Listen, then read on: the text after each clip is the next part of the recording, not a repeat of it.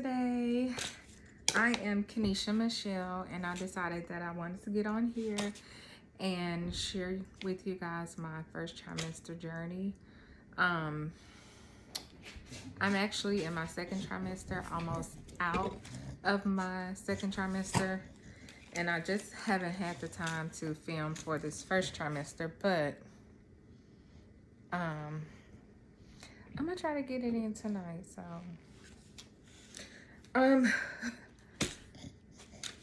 my first trimester I found out when I was about 4 weeks along, and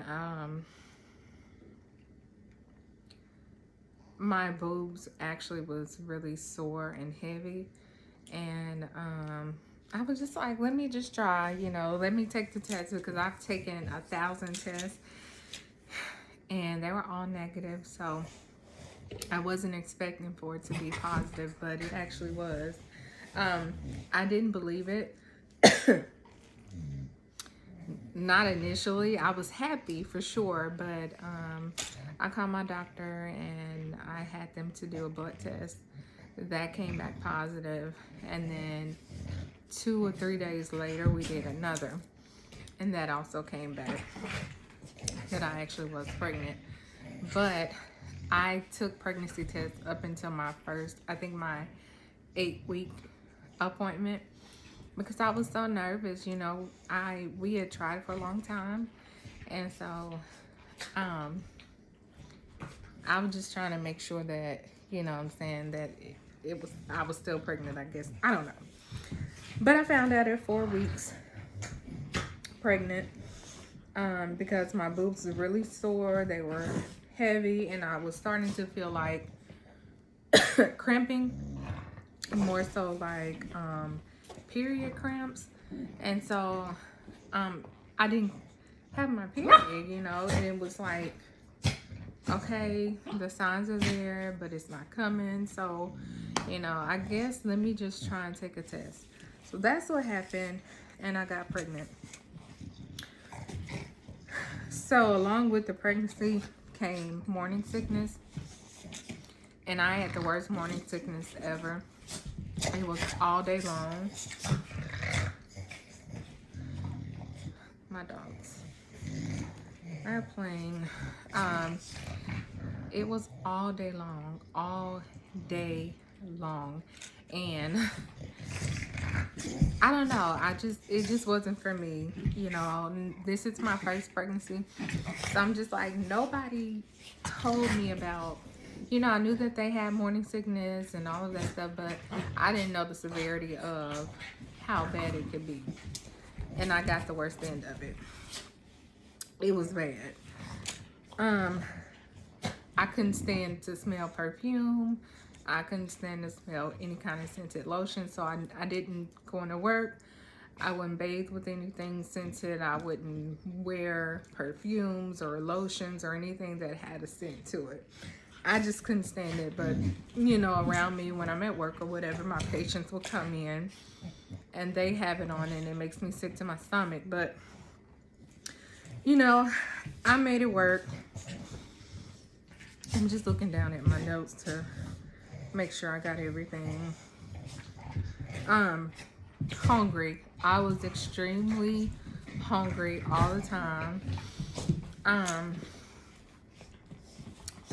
Early in the morning, like 3-4 o'clock in the morning, I'm like so hungry. My stomach is growling, like I just had to eat something. And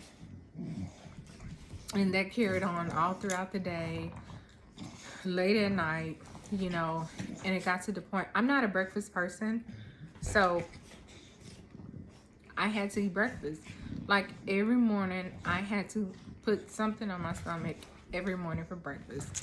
And that was something new to me, because I don't really care for breakfast food. I will eat breakfast, and I will, cook breakfast sometimes, but it's just not all the time. But I had to eat breakfast all the time because I was always hungry. I had to have something on my stomach all throughout the day. Like I was eating a whole lot the first trimester. I was tired all the time. I don't think it was that bad though. You know, like after I ate lunch when I'm at work, I was so tired, you know, like I could barely keep my eyes open. And I actually fell asleep at work. You know, we didn't have any patients, and I was just sitting there waiting for my next patient, you know, that they hadn't come yet. And it was just too quiet. I was sleepy. I just got off lunch, and all I know is I was asleep. Cut it out. Now, y'all done knocked my whole camera around. Sorry. Yeah. So I fell asleep at work, and I woke up when when a patient walks in, the doorbell rings, and so I can hear it. So the doorbell rang, and I kind of just jumped up. I was like, oh my God, I fell asleep. Anyways, that happened. Didn't happen that often, just when I would eat something, or if I'm sitting idle or something like that. I was just really, really tired. When I got home, I was really tired.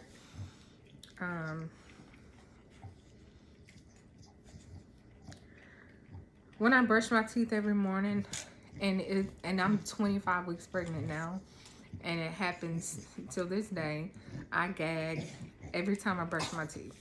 Sometimes it causes me to throw up. Sometimes I just gag. I don't know. And going back to morning sickness, I didn't really have a lot. I didn't really throw up a lot. I did throw up sometimes, but not all the time. I was just really, really sick. I felt sick to my stomach. I felt that I needed to throw up, but I didn't throw up. I did a few times, but other than that, I didn't have a lot of throwing up during the morning sickness. I just felt really bad. But I was gagging when I brush my teeth. I don't know what it is. Even now, every single day when I brush my teeth, when I get to my tongue, actually brushing my tongue, that makes me gag. I didn't do that before, but it makes me gag now. I am out of breath a lot. And I live on the second story of an apartment complex, so I mean that could contribute to it, but I wasn't that tired before. But I'm out of breath a lot coming up and down the stairs, trying to do laundry, whatever it is I'm doing, I'm out of breath a lot. Now these are more so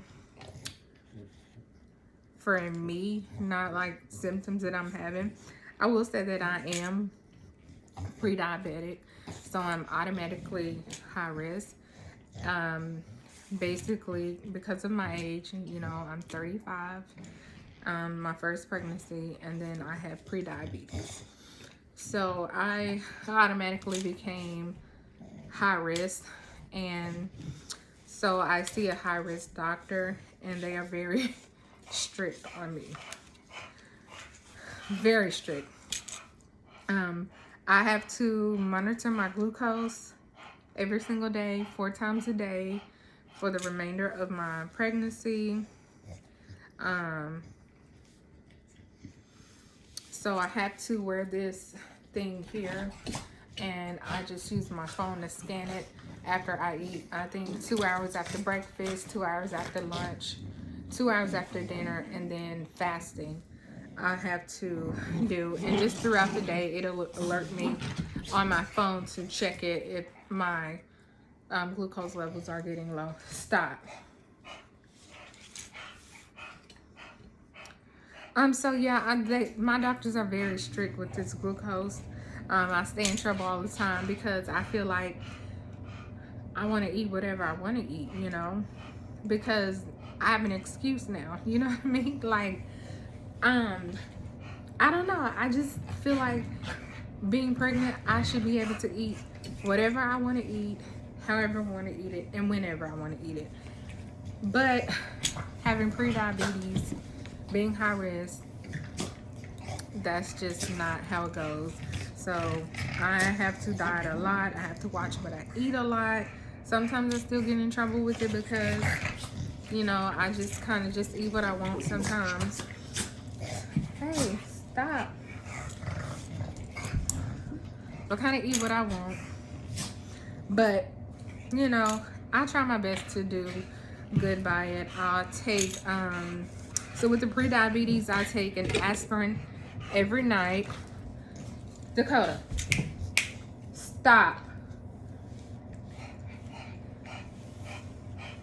These dogs, they haven't played this much since a long time. Now that I want to do my video, they're just acting up. Anyways, with my pre-diabetes, I take insulin. I do 18 units of insulin every night.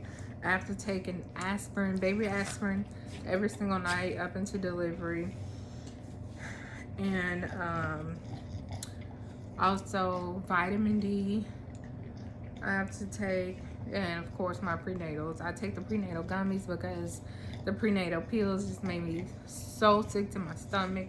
Even worse because I was already having the morning sickness.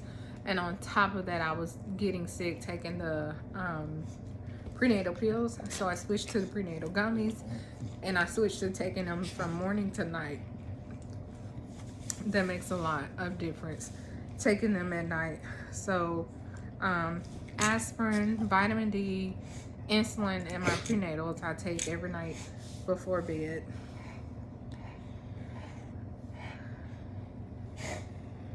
And I actually, this is the last thing I got on my list, but I have actually started feeling the baby around 13 weeks. So that was in my first trimester still. And it wasn't the kicks that I feel now. It was more so like flutters, but I was feeling them quite often, and that started at 13 weeks. And I thought that was weird because they said that most first time pregnancies, you won't feel that so soon. Second time moms, or you know, people that have a kid more than once, they will feel it more or sooner. But I felt them at 13 weeks. You know, I was waiting to feel it. So I couldn't wait, you know. So when I started to feel it, I knew that's what it was. And I talked to my doctor about it. They did say that they were like flutters, and it is fetal movement. So that's what happened. So at 13 weeks, I started feeling the baby. So yeah, that has been my first trimester recap, I guess, you know. That's it. And I think I'm gonna go ahead, I'll show you a baby bump now, but it's more so, this is a 25-week bump, but I'm gonna see if I can find some pictures or something, and I upload it into somewhere on the screen when I was in my first trimester, so you can see how the bump looked. But I'm gonna go ahead and show you what I'm looking like right now.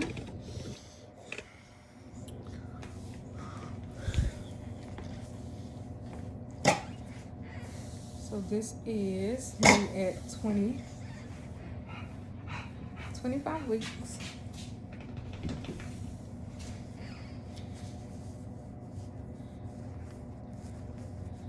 And this is the belly from the front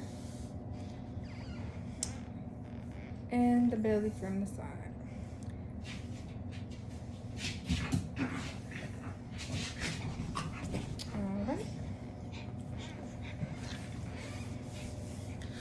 Alright, so that is my first trimester recap.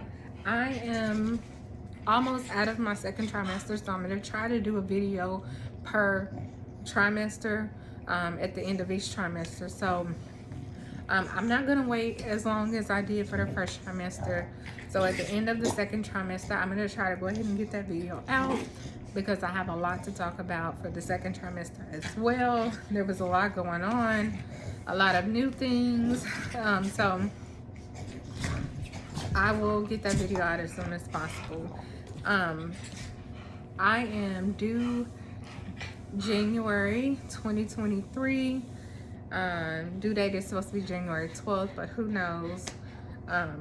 But I'm excited. I'm ready to meet my baby girl.